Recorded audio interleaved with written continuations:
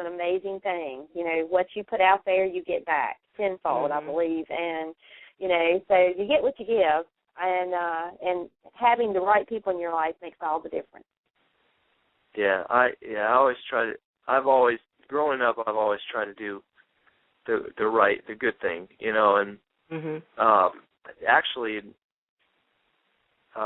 middle school and my first year of high school, I was actually bullied really bad, and I was really nerdy and ugly. You know, acne, glasses, braces. Oh my gosh, you don't look like that now. Jean shorts, you know, and I had my clarinet and Pokemon cards, and I got bullied frequently. That's sad though, because that does happen for those reasons. And I've dreamt, you know, so hard during those days where I was so alone, and you know, I just thought there was no hope. You know, I looked at all those stars and, you know, good people out there, you know, making a difference, and like I wanted that, you know, more than anything. And then, you know, I grew my hair out to hide my acne, and you know, then my acne cleared up, and then it turned out I had cool long hair. Yeah. And then, you know, I got contacts and got my braces off, so. And there you go. There you go. And there it happened. And I, you know. And you're the guy at your high school reunion down the road at one of these days where, you know, people will go, wow, you know, and then they'll feel about yay tall, as we say here in North Carolina, you know, that they ever bullied you and picked on you because, you know, you're successful. You've got the looks. You're, you know, an aspiring musician. You're about to release your first album. I mean, you've got so many great things going for you, and thank goodness you rose above all that and didn't let the naysayers, you know, stay inside your head and drag you down to the point that you didn't accomplish what you wanted to accomplish. So that, you know, that is a true testament, you know, to your success. Yeah, that's for sure. I mean, I wouldn't ever like want to rub it, right. you know, in their faces, kind of. I mean, maybe a little. Just kidding. But but really, I don't really even care about that. I haven't even been to any of my high school reunions yet. I think there's already been like one or two. I don't know. But I'm over all that, you know. Yeah. Right. Oh yeah. They time to live life. They can add me on Facebook and, you know, pretend to talk to me and be my friends, you know, all of a sudden, but you know, I'll always remember. You'll never forget. That's true. Right. You know, it's like somebody winning the lottery and all of a sudden they have all these relatives and friends. So that's, you know, and that's not a true friendship. I still look in the mirror and I'm surprised, you know, like who I see, because, you know, I was so used to, you know, the nerdy Keaton. Right.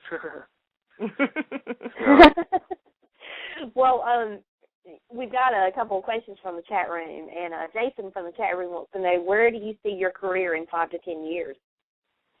In 5 to 10 years, I see myself still working in like filming video games, but I've actually been asked, or you know, been told by some of the directors I work with that they want me to act in their movies. Oh. Oh wow! So I actually did act in high school and college a lot, and I was you know, lead roles and all that. So I'd really like to get back into that, and I'm really into the writing and directing. I'm actually writing my own musical right now. Well, we could definitely say we knew you when. Oh, I know. I mean, I hope so. I mean, it's hard. I mean, it is. I have a lot of different little projects. I mean, I'm always, you know, doing something crazy. Like I have down in my studio in my basement, you know, next to it I have a winery where I've been making my own wine. Oh my God. You know, stuff like that. Or, you know, red or white? Both. Okay. But you know, I'll just get sidetracked with little things like that. But I never know where I'm going to end up in 5 years, because I didn't see myself working with movies and stuff like this. Yeah, yeah. Well, I would definitely love to see you on the small screen or the big screen and acting in something, because you definitely have the face and the personality and the experience and everything else that goes with it. So there's Jason is asking again. He says, do you ever watch the show Nashville? No, my girlfriend does. I actually always have to work. Oh, okay. When that's on. Yeah, because he was asking. Or on a set. He was asking Why? if you thought they portrayed the music industry accurately or more fictionalized. So that would be a question, I guess, towards your girlfriend then. Yeah. I don't know. I have been, by working with a indie label. You know, I've been learning so much about the industry. So, you know, I'm hoping when I do release my album, you know, I'm glad I didn't release one beforehand, because I've, you know, I'm learning the ropes first. You know, you gotta be, you gotta know before you don't want to jump the gun on anything. Right. So, I just hope everyone likes it. You know. Do you have a name for your album yet? Not yet. Okay. But one of the songs actually on there that I'm going to add on there, I wrote last night.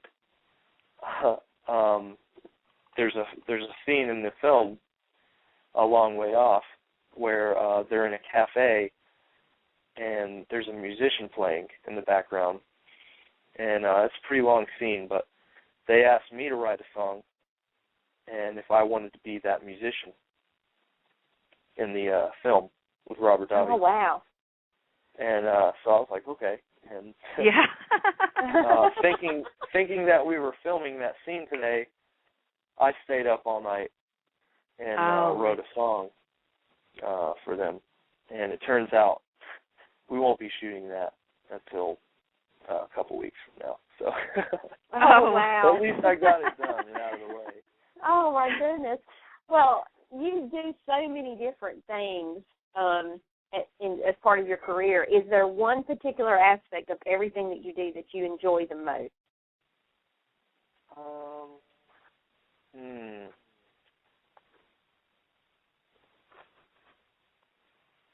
I just like, I don't know. That's weird. I don't know. I like just playing music. I don't know. I like playing and singing. That's probably my favorite thing. Closing my eyes and just, because, you know, that's the only way I can release emotion. And I guess that's why I guess that's how I stay so laid back, is by, you know, I have my own way of releasing, you know. Yeah. Well, some people write music, some people write books, some people write poetry, so that's your way of doing it. Other people that don't have those outlets just go crazy and yell at everybody. Yeah, exactly, yeah. And, you know, working on movies is awesome, you know, and really cool, you know, but I love just sitting down with a guitar or a piano and a microphone and just, you know, even if it's, you know, in a little coffee shop or a wine shop or a little bar with just a few people, it's just good to do it. Or if I'm by myself in the basement. Well, yeah, Jason said that he wants to know if you watch General Hospital. The General Hospital musical director Paul Glass is always looking for new artists. Hint, hint. And you can follow him at GHMusicPG. So I don't know if you watch any soaps or anything, but there's interesting. There's another person for you to get in touch with. Yeah. Thank you, Jason. Yeah, thanks, Jason. I'm actually connecting to this chat room. Oh, are you? Okay. I think I had a link to it on my Twitter. I remember. Yeah, I tweeted one out. Really. You can follow Jason too, and talk to him more about these things if you'd want. His Twitter is cool. His Twitter's at Jason_Spitzer, and it's Spitzer. And Keaton's Twitter is at Keaton Lusk, KeatonLusk. And that goes for our listeners, too, if you want to follow him on Twitter and keep up with what he's doing. And hopefully he tweets out his new album soon, so that way you can go ahead and buy it, because I think it's going to be phenomenal. Just from the cover songs that I've listened to by you, your voice is just, I love it. Well, thanks. You're welcome. I always have trouble with my own songs. I usually write them, record them, and scrap them because I don't like my voice for some reason. Well, I think a lot of people are like that. And I have trouble watching those cover videos. I get really embarrassed. Like, they passed the song around to test it out today for the coffee shop scene, and I was just hiding in the corner like, oh, God. But they liked it, you know, and like you said, there's so many different genres I can do. I don't know which one, you know, which one I should stick with, or should I imply them all into one, you know. I say do what you love, and if you love them all, why not? Yeah. So that's what I do. I mean, I have a little bit of every different kind of style that appears, you know. And that's just me. You know, if I have, you know, I still have a few more tracks to put on there, and you know, they might, you know, one might be this and one might be that. So, well, that's what is gonna make you so versatile as an artist, because you're a creative person by nature anyway, and you're involved in so many different things. And so to be able to offer up, you know, music that you make, and it's, you know, a lot of different styles, I think is very good, because you will be the kind of artist, I believe, that will put out albums where people will listen to, you know, from song to song, front to finish. I mean, start to finish. And, you know, it'll be one of those that you can enjoy every song because it's going to be a little bit different. And that's, you know, that's a great thing, and it's a very unique quality that you don't find in a lot of artists in this day and time. Wow, thank you. That means a lot, seriously. Well, we believe in you. I really hope it turns out like that. Well, I really, personally, when I buy an album, I always really feel like I've gotten my money's worth, and some of my favorite albums are the ones in which, you know, I listen from start to finish and enjoy every song as much as, you know, the hit song that I bought the album for. So, right. You know, because you know, I've bought many albums in my day where, you know, I think we can all attest to it, where we buy the album and then, you know, there's that one or two songs on the album that we love. Now, this is before the age of iTunes, when you could just buy individual songs. But, you know, back in the day, you bought a CD, and, you know, you might have bought it for the 2 or 3 hits off of the CD, and the rest of it you just scrapped. You never listened to it because it just wasn't, you know, it wasn't up to the same par as the hits on the album. But it's always refreshing when you can buy an album and it is good from start to finish, and you want to listen to it, and it's the kind of thing you just pop in and you listen to in the background while you're driving, and, you know, and it's enjoyable, very enjoyable. Oh yeah, definitely, yeah. And most of the, you know, music I grew up on is, you know, old classic stuff, you know, and I was really raised heavily on, you know, the concept album, you know, where it's kind of like a story, you know, through, and I've always wanted to do a concept album, and because I you know, I know we're in the singles era, you know, but, you know, I just. Well, who do you think inspired you as far as a band or an